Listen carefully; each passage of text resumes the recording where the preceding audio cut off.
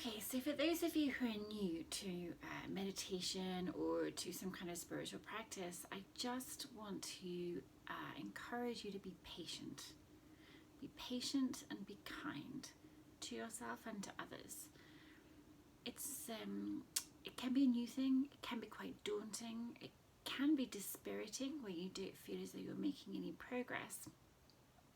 But what I would say is, like with anything, it just takes a little bit of practice.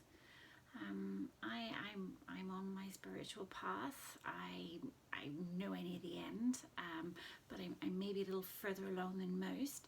And like with anything, you have to invest the minutes, you have to invest the hours, and little bit by little bit, you see progress. I was not always this way. I probably became more aware of all things spiritual after my father passed away, which is about 18 years now. And it was, little bit by little bit. So it would have been something somebody said, it would have been a book that was recommended, somebody would miraculously turn up on my path, there'd be a meeting, there'd be this, that and the other. And I have a very analytical mind, I have a very type A personality, I have a very scientific background. All of the things that were being introduced were met with a huge amounts of cynicism and skepticism. I was like, yeah, but. And so for me, it's been a long road. It is far from over, but I am finding solace in it. And I would say it's really kicked off when I started my structural integration journey, which is like 8 years ago now. And I keep running into people. I keep running into them, but people are put there for me, or books are put there for me, or people say stuff, and I'm just more aware. I pay more attention to what turns up in my path now. And I would be lying if I said that I was completely devoted and that I got up and I had a regime and like at 6 o'clock I did this and 7 o'clock I did that and blah blah blah blah blah. I'm not. I'm a human being. I'm a human being. I'm a single girl who lives in London. I like my wine. I enjoy gin and tonic. I enjoy watching something on TV as much as the next person. I'm not going to shave my hair off and go and join a nunnery anytime soon. But the difference between spirituality and religion is that you take what you need, you take what you want. You don't have to subscribe to a particular school of thought. There is no, you have to pray to this guy, this guy, this guy, or these people, these people. You're essentially trying to come within. You're trying to find your own spirit. You're trying to find your own essence, and you're trying to find your own light. And you can reach this by many different ways.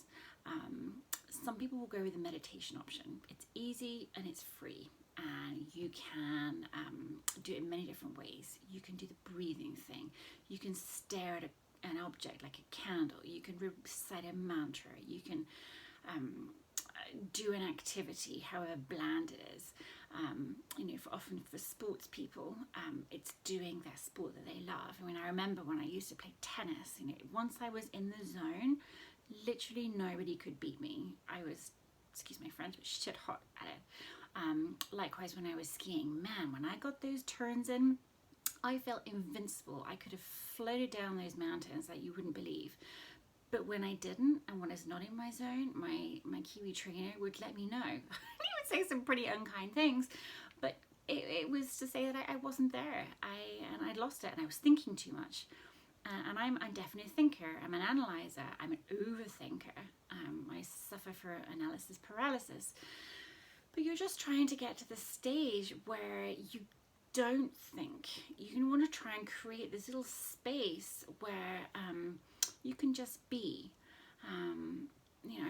I used to play a lot of golf, and when my head wasn't in it, I could totally just swing the ball brilliantly and send the thing miles. I would send it hundreds of yards, and everybody around me like, oh my god, how did she just do that?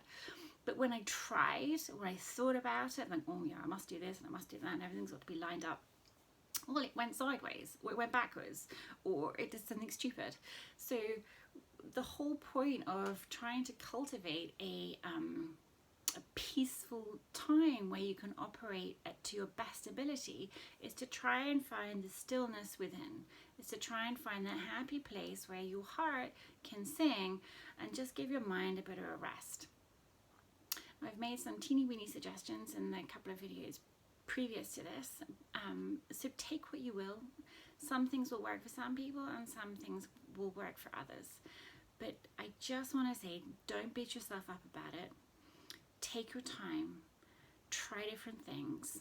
You'll see what works for you and what doesn't.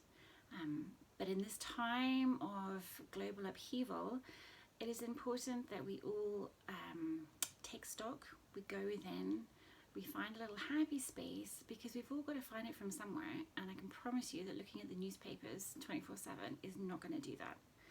We can't change how this virus is turning out, but we can change how we react to it. And if we come from a place of love and compassion and gratitude for all that we have, then I think the world will become a much easier place to be for all of us. Let me know what you think, and I will come back with something else to help you.